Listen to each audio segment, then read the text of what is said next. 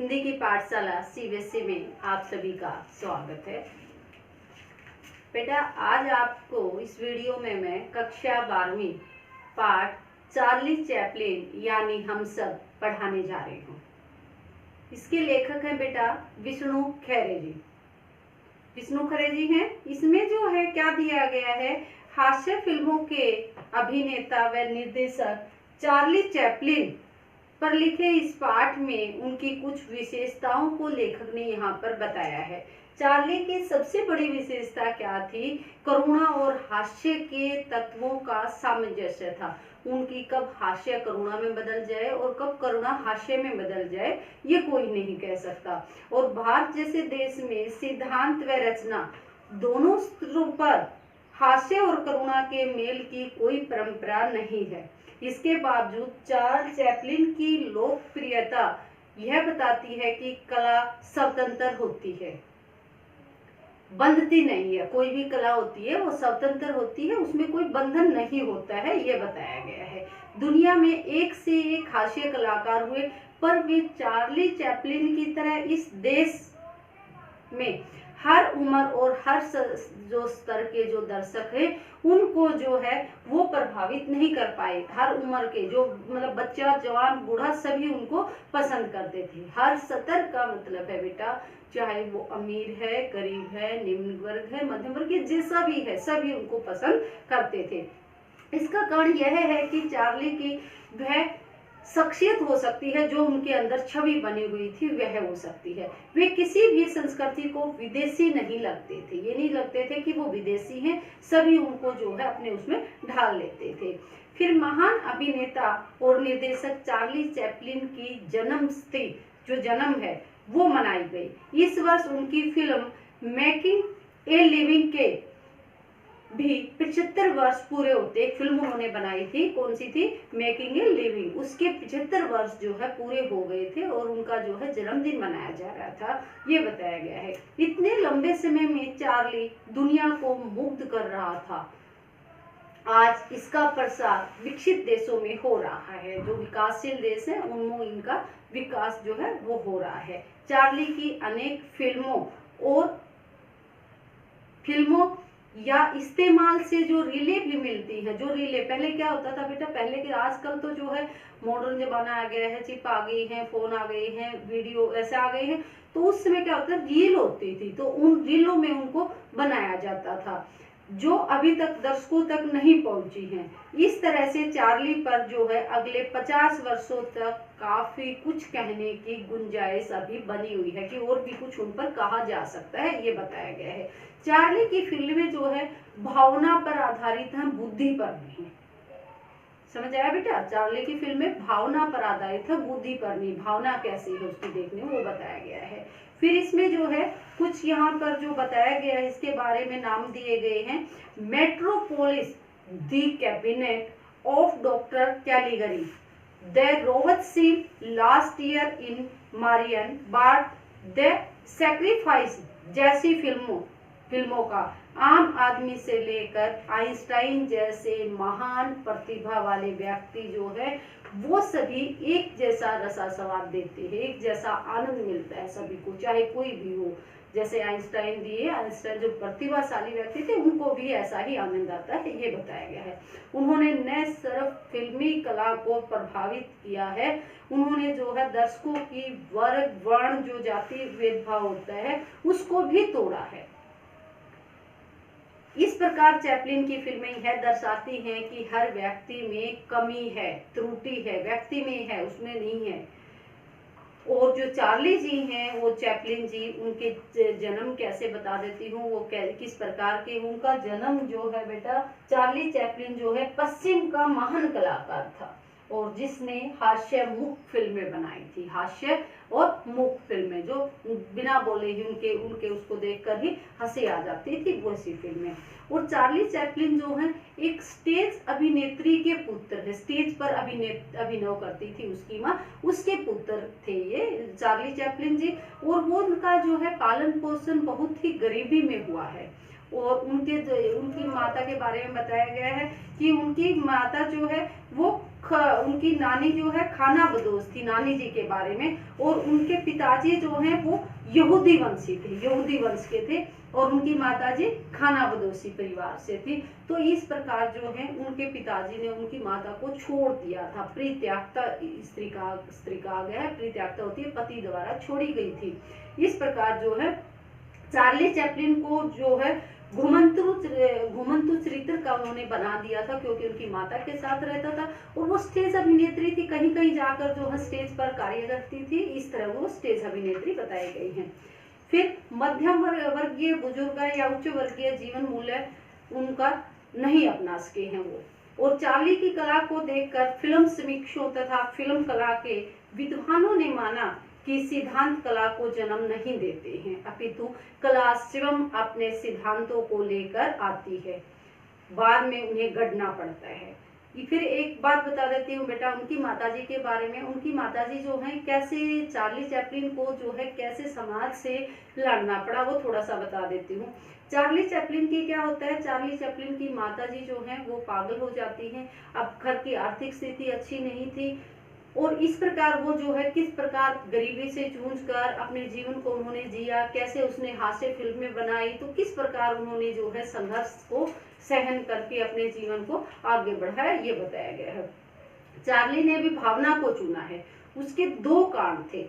जब उनकी माताजी जो है बीमार हो गई थी तो माँ ने उन्हें जो है दो कहानियां बताई थी बेटा, उसके बारे में बता देती हूँ। पहली कहानी तो उनकी माँ ने जो है जो घटना जो बताई गई है जिसको वो याद रखते हैं, वो थी माँ ने उन्हें बाइबल से ईसा मसीह का जीवन पढ़कर सुनाया था, और ईसा के सूली पर चढ़ने के प्रकरण तक आते आते माँ और चार्ली दोनों रोने लगे थे।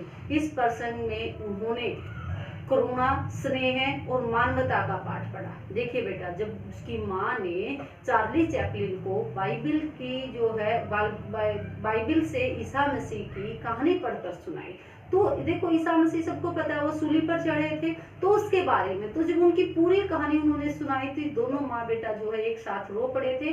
और ये पाठ में भी आ सकता है, प्रश्न भी आ सकता है इस प्रकार से कि उन्हें जो ईसा मसीह की जो कहानी उसकी माँ ने सुनाई थी उससे चार्ली चैपलिन पर क्या प्रभाव पड़ा। उन्होंने स्नेह, करुणा और मानवता का पाठ सीखा था। इससे इसका स्नेह, करुणा और मानवता का पाठ सीखा था। दूसरा एक जो भेड़ वाली कहानी है बेटा, वो बता देती हूँ।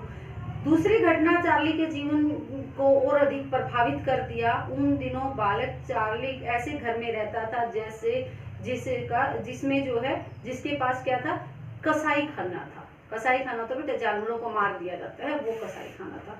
तो क्या होता है वहां प्रतिदिन सैकड़ों जानवर जो है मारने के लिए लाए जाते थे, परंतु एक दिन क्या होता है, एक भेड़ वहां से भाग जाती है। अब भेड़ जो है भाग जाती है, पकड़ने वाले कई वहां पर जो है ऐसे कोई बताया गया जैसे मीट वगैरह काटते हैं तो थोड़ा सा ऐसे फिसलन सी थी, तो वहां जाता है, बहुत सारे उसको पकड़ने के लिए जाते हैं, फिसलते हैं, गिरते हैं, और जो देखने वाले हैं वो उन पर हंसते हैं। और फिर वह जो है अंत में वह भेड़ पकड़ी जाती है, और वह जो है जब पकड़ी जाती है तो इसके बाद जो है चार्ली अपनी माँ के पास आकर रोने लग जाता है, क्योंकि उनको पता है वो पकड़ी गई है तो मारी जाएगी। इस प्रकार उन्होंने जो है इस घटना में से उन्हें करुणा व हास्य तत्वों का सामंजस्य का ज्ञान हुआ। हास्य का कैसे हुआ, जो देखने वाले हंस रहे थे। करुणा क्या है, जैसे उसमें दया आई थी, ये सारी चीजें। भारतीय कला व सौंदर्य शास्त्र का संबंध रस से है, परंतु करुणा का हास्य में बदल जाना एक ऐसे रस सिद्धांत की मांग करता है जो भारतीय परंपराओं में नहीं मिलती है। हमारे यहाँ हास्य सिर्फ दूसरों पर है, परंपरा से प्रेरित नहीं है। करुणा अच्छे मनुष्यों तथा कभी कभी दुष्टों के लिए अपने ऊपर हंसने और दूसरों में भी वैसा ही शक्ति पैदा करने की जो शक्ति है वो भारतीय विदूषक में कम नजर आती है। यहाँ विदूषक भी कहा गया है चार्ली चैपलिन को। और जो है भारत में चार्ली को व्यापक रूप में स्वीकार कर लिया गया है। हास्य कब करुणा में, मेन बात यही है बेटा, हास्य उनकी कब करुणा में बदल जाए और करुणा कब हास्य में बदल जाए ये कोई भी नहीं बता सकता है। इससे उनकी जो है पारंपरिक या सैद्धांतिक रूप से अपरिचित भारतीय जनता ने उस फिनोमेनन को इस तरह स्वीकार किया जैसे बत्तख पानी को स्वीकार करती है। यहाँ किसी भी व्यक्ति को परिस्थिति के अनुसार चार्ली कह दिया जाता है। जैसी परिस्थिति होती है कि वो चार्ली की तरफ अपना अभिनय कर रहा है तो ऐसे कह दिया जाता है। यहाँ हर व्यक्ति दूसरे को कभी ना कभी विदूषक समझता है, ये बताया गया बेटा। फिर इसमें जो है साथ ही साथ जो है कुछ फिल्मों के बारे में बताया गया है कि चार्ली के जो इसे जो है भारतीय सौंदर्यीकरण की जो व्यापक स्वीकृति है उसको देखकर आवारा व 420 फिल्में बनाई थी। किसने? राज कपूर जी ने। मतलब ये कहा कि राज कपूर जी वो चार्ली चैपलिन से प्रभावित होकर ये फिल्में बनाई थी। कौन सी? आवारा और श्री 420। इससे पहले फिल्मी नायकों पर हंसने या नायकों के स्वयं हंसने पर परंपरा नहीं थी। राज कपूर के बाद दिलीप कुमार, देवानंद, शम्मी कपूर, अमिताभ बच्चन, श्रीदेवी आदि ने चैपलिन जैसे किरदार निभाए। मतलब स्वयं पर हंसना। चार्ली चैपलिन क्या करते थे? स्वयं पर हंसते थे, तो ये स्वयं पर हंस रहे हैं यहाँ पर। चार्ली की फिल्में भाषा का इस्तेमाल नहीं करती थी। मैंने आपको बताया था बेटा, ये लिखा भी हुआ है मैंने यहाँ पर कि उन्होंने जो है हास्य मुख फिल्में बनाई थी, तो वो बोलते नहीं थे, हंसते थे। तो इस प्रकार जो है इसमें मानवीय स्वरूप अधिक है और सार्वभौमिकता जो है वो सर्वाधिक भी है। और चार्ली सदैव जो है चिर युवा दिखते हैं तथा किसी भी संस्कृति को विदेशी नहीं लगते। जैसे मैंने शुरू में ही बताया था आपको, वो चार्ली में सबको अपना स्वरूप दिखता है। इस प्रकार उनमें सब बनने की अद्भुत क्षमता है, ऐसा बनने की उनमें अद्भुत क्षमता है।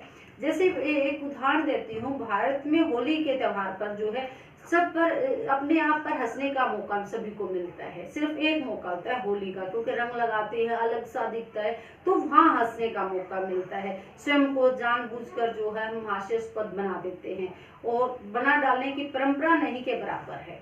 और नगरीय लोग तो अपने पर हंसने की सोच भी नहीं सकते, नगर के लोग ये भी कार्य नहीं करते, वो तो बड़ा थोड़ा सा रंग लगाते हैं, इस तरह से करते हैं। चार्ली स्वयं पर सबसे ज्यादा तब हंसता है जब वह स्वयं को गर्व महसूस करता है, स्वयं पर आत्मविश्वास से युक्त होता है। सफलता, सभ्यता, संस्कृति और समृद्धि की प्रतिमूर्ति दूसरों से ज्यादा शक्तिशाली व सर्वश्रेष्ठ दिखलाता है, तब स्वयं पर हंसता है। उनका रोमांस पंक्चर हो जाता है और महानतम क्षणों में भी वह अपमानित होना जानता है। उसके पात्र लाचार दिखते हुए भी विजयी बन जाते हैं। तो ये था बेटा आपका चार्ली चैपलिन के ऊपर। इसमें जो है किस प्रकार का उन्होंने जो है साहस किया था, कैसे उन्होंने किया था, ये सारी बातें मैंने आपको बताई थी। फिर मैंने आपको जो है चार्ली चैपलिन की कुछ विशेषताएं लिखी हुई हैं। चार्ली चैपलिन जो है सदैव स्वयं पर हंसते थे। वे सदैव युवा एवं बच्चों जैसे दिखते थे और उनकी जो फिल्में थी उनको जो है सभी वर्ग के लोग जो है समान रूप से पसंद करते थे और सभी स्तर के लोग समान रूप पर पसंद करते थे। फिर इसमें जो है आइंस्टाइन के बारे में बताया कि चाहे कोई कमजोर से कमजोर हो, आइंस्टाइन हो, सभी बराबर रूप से उनकी फिल्मों को पसंद करते थे। कोई भी व्यक्ति उन्हें बाहरी नहीं समझता था, विदेशी नहीं समझता था, ये बताया गया। उनकी फिल्मों में हास्य कब करुणा के भाव में परिवर्तित हो जाए और कब करुणा के हास्य में परिवर्तित हो जाए कोई भी नहीं बता सकता, ये बताया गया है। फिर जो पर्सन आपको आ सकते हैं बेटा, किस तरह से आ सकते हैं?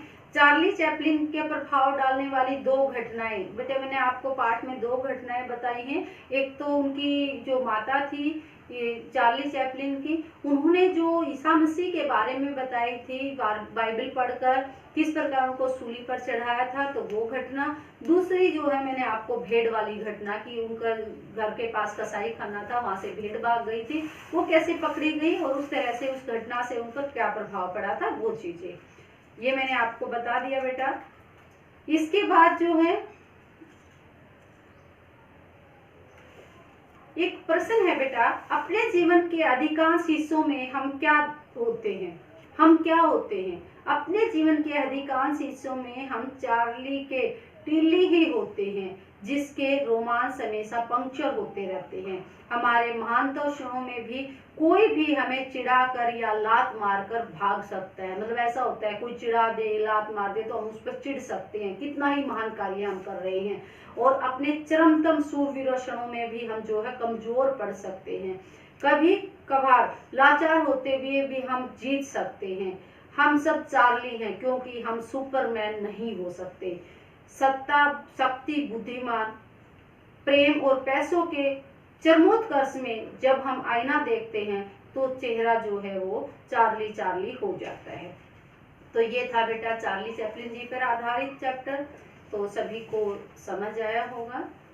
प्यारे बच्चों, चैनल को सब्सक्राइब जरूर करना और वीडियो को लाइक भी करना। धन्यवाद।